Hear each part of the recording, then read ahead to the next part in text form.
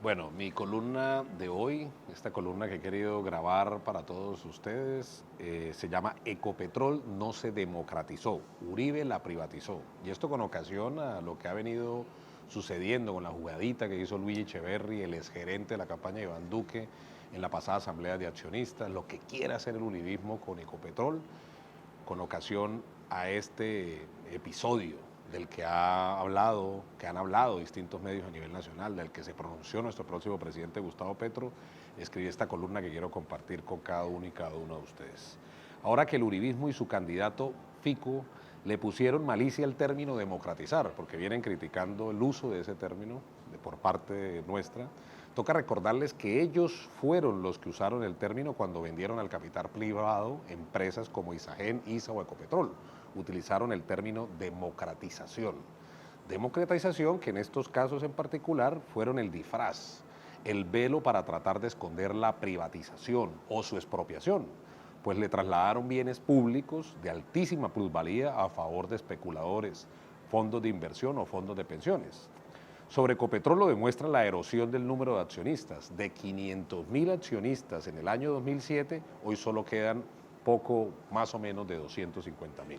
La privatización de Ecopetrol comenzó en el año 2006 con la aprobación de la ley 1118 de ese año, que autorizó al gobierno la venta de hasta un 20% de la compañía, de propiedad de la empresa de Ecopetrol.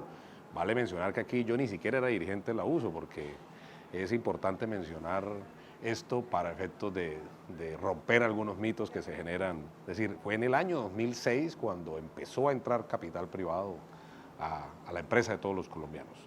La primera emisión de acciones se llevó a cabo en septiembre del 2007 y causó un gran entusiasmo en los colombianos que masivamente adquirieron acciones de la empresa a través de una vasta red de colocadores que incluyó almacenes de cadenas, supermercados y algunas cajas de compensación familiar en todo el país. Esa primera venta de Ecopetrol volvió disque propietarios a cerca de 482.941 nuevos dueños, entre comillas, que pagaron a la empresa 5.72 billones. En su momento la venta de acciones fue publicitada como la venta de acciones más grande de América Latina. La mayoría de los compradores fueron personas naturales con el 62%, mientras que los fondos de pensiones adquirieron el 32%. Y aquí es importante mencionar esto porque estamos viendo también cómo el debate de los negocios alrededor de los fondos de pensiones que especulan con los dineros, con los aportes de los trabajadores. La segunda venta de acciones de Ecopetrol ocurrió en el año 2011. En esa oportunidad se vendieron el 1.5 de acciones que representaron un ingreso de 2.38 billones y el ingreso de 219.054 nuevos accionistas. Pero al mismo tiempo 180.255 accionistas compradores de títulos del 2007 que ya los habían vendido. Es decir, al final de la segunda venta quedaban 521.740 accionistas. En solo 4 años el 37% de los accionistas individuales vendieron sus acciones, mientras los fondos de pensiones privados y fondos de inversión extranjero aumentaron su participación accionaria. Ecopetrol ha sufrido otras formas de privatización disimulada. A los colombianos y a los accionistas minoritarios, por ejemplo, como la creación de Cenit, que es el corazón de Ecopetrol, como lo he dicho en otras columnas de opinión, que es la empresa de transporte de hidrocarburos. Esto se dio en el año 2012. También vale aclarar que yo ni siquiera era dirigente de la USO cuando eso, es decir, también crearon esta filial, incluso recuerdo mucho, en el marco de una Asamblea Nacional de Delegados de la USO. Esta es la filial en la que transfirieron todos los activos de la Vicepresidencia de Transporte, valorados en más de 15 billones de pesos. Una decisión tomada violando los estatutos de la empresa, ya que CENI fue creada con un patrimonio de 10 millones de pesos, de tan solo 10 millones de pesos, y luego le cedieron activos que producen el 30% o hasta el 50%, depende del ciclo de precios del petróleo, de las utilidades de Ecopetrol. Hoy Ecopetrol cuenta con 269.000 socios, un 47% menos desde la última venta llevada a cabo en el año 2011. Y los principales accionistas minoritarios de Ecopetrol ya no son personas naturales, ni mucho menos trabajadores. Ahora los principales accionistas privados son los fondos de pensiones y varios fondos de inversión extranjeros. La caída en el número de accionistas ha sido constante. La venta del 11.5 acciones de Ecopetrol entre el año 2007 y el año 2011 no fue una democratización de la propiedad de la empresa, ha sido una privatización silenciosa.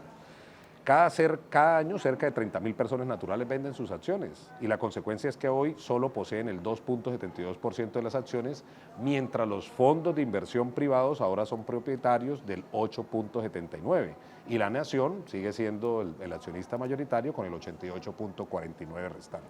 Es decir, hoy los fondos de inversión poseen el 76.4% de la propiedad que se vendió como democratización.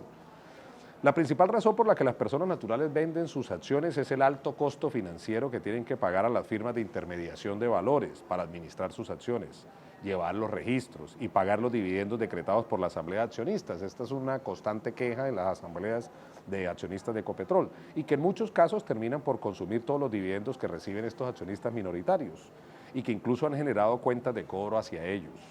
A veces tener acciones ya no es una forma de ahorro porque generan costos de administración mayores a la rentabilidad que pagan.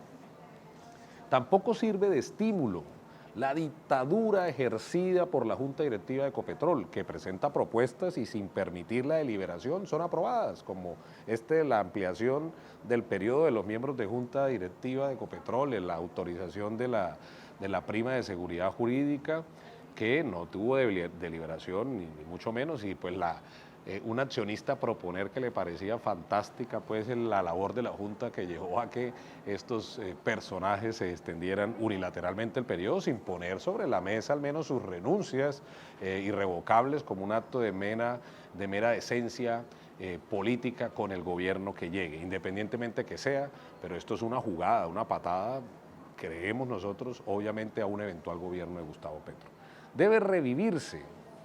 Decía que no servía de estímulo la dictadura ejercida por la Junta Directiva que presenta propuestas y sin permitir la deliberación son aprobadas, incluso en beneficio propio, como la reciente reforma estatutaria para autoampliarse el periodo y pagarse los gastos jurídicos de defensa sin ningún tipo de límite. Debe revivirse en el Congreso el proyecto de ley presentado por el senador Luis Fernando Velasco, para prohibir la venta de más acciones de Ecopetrol al capital privado y buscar la recompra de acciones que, como lo hizo el Fondo Anshore, que luego de comprar el 57.6% de Isagen que el Estado le vendió, lanzó una oferta para recomprar el 42.8% restante a accionistas minoritarios. La recompra de acciones de Ecopetrol es viable.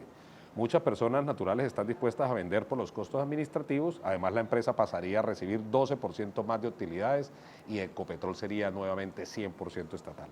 Pero el problema de fondo es la ideología ultraneoliberal de los últimos gobiernos que venden la mala idea de que el Estado no puede administrar empresas propias, de que lo urgente es tapar el hueco fiscal creado por los bajos impuestos que pagan los más ricos y todo lo que se pierde por la corrupción sistemática. Para el gobierno la forma más fácil de resolver el lío es deshuesar el Estado, es decir, vender nuestras empresas, las empresas que son de todos los colombianos y colombianas.